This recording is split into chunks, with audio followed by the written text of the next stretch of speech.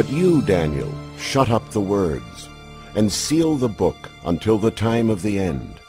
Many shall run to and fro, and knowledge shall increase. The end of the world. Will it ever happen?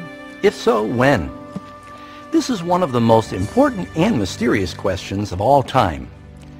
The biblical prophet Daniel clearly predicted that just prior to the end of the world, we'd witness a dramatic increase in knowledge. Has it happened?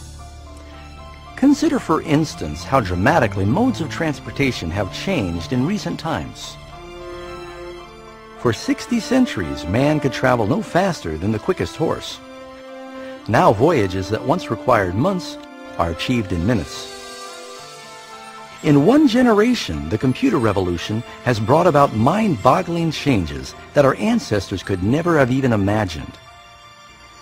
But an even more accurate interpretation of this verse is that knowledge concerning the prophetic books would increase. And as predicted, this has happened too. But the writings of Daniel are not the only ones in the Bible that speak of last-day events. What other knowledge could be hidden within the ancient texts of Scripture? And you will hear of wars and rumors of wars. See that you are not troubled, for all these things must come to pass. But the end is not yet. And there will be famines, pestilences, and earthquakes in various places. All these are the beginning of sorrows. One can quickly look around the globe and see that both political and natural forces have made the modern world an increasingly dangerous place to live.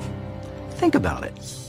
Within the last 100 years, the world has had to endure 2 world wars and numerous other major conflicts, not to mention the rise of international terrorism. Add to this the marked increase in deadly natural disasters, including earthquakes, fires, floods, tornadoes, killer storms, and bizarre weather, all continuing to wreak havoc on planet Earth. Amazingly, the Apostle John predicted that another sign of the last days would be man's ability to destroy the planet. In Revelation 11, verse 18, he said, "The time would come when God would destroy those who destroy the earth." It's clear that this prophecy has been vividly fulfilled. For centuries, man could do little more than just shoot flaming arrows or lob cannonballs at his enemy. But now we possess devastating weapons that can quickly render life on this planet extinct. In fact, Jesus even predicted that if his coming were postponed, no flesh would survive. Christ warned that we would have to face all these dangers, but they would only be the beginning of the end. Could it be that there's something mankind does to trigger Earth's final events? But know this, that in the last days perilous times will come.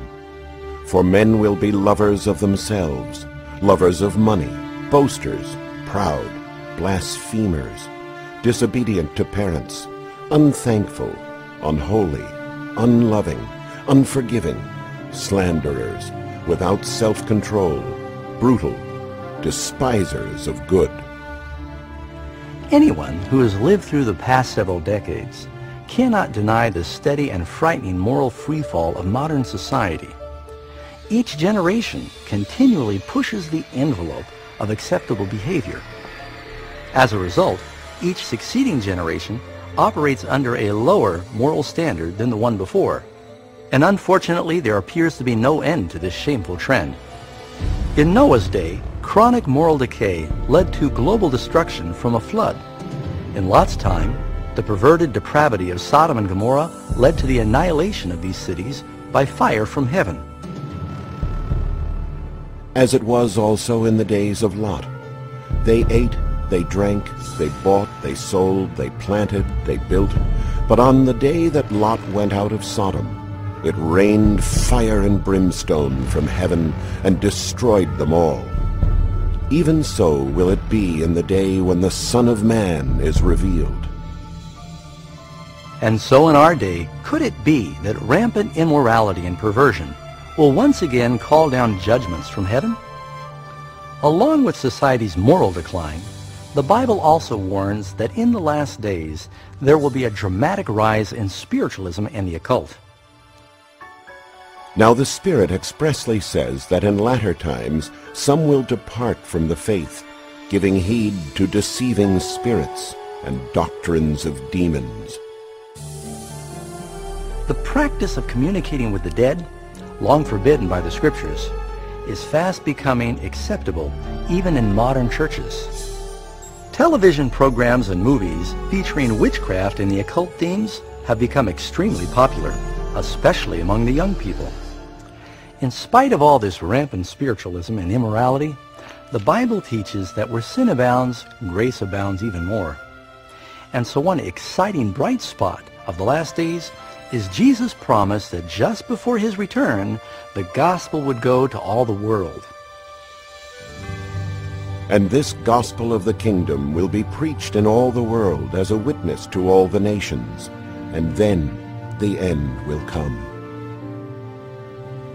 The once seemingly insurmountable task of communicating the gospel to the four corners of the earth is fast becoming a reality. Through missionaries, books, tapes, satellite broadcasts, and the internet, the gospel work is fast accelerating around the world. The message of salvation has never had wider distribution than today. The Bible reveals that we are obviously living in Earth's final days. The increase in knowledge, global instability, moral decline, and the explosive interest in the occult all testify that the end is near. The final signs are fast being fulfilled. But there's more. The Bible also warns that it is these opposing forces of good and evil that will ultimately bring the world to the Battle of Armageddon. At some point soon, some unknown global crisis will plunge the entire planet into the most terrifying events the world has ever seen. For then there will be great tribulation such as has not been since the beginning of the world until this time, no, nor ever shall be. What catastrophe will trigger this final crisis, and when will it happen? Could it be some devastating act of terrorism? Some international economic crash? Maybe even an earthquake, asteroid, or some other cataclysmic event? Perhaps it's some chemical calamity or deadly biological plague. Maybe even a combination of these disasters. But while the Bible doesn't reveal the exact critical event, it does reveal the dramatic scenes that will follow. Coming up in our next section, you'll learn more about these astounding final events, shocking events, that even most Christians are unprepared to meet.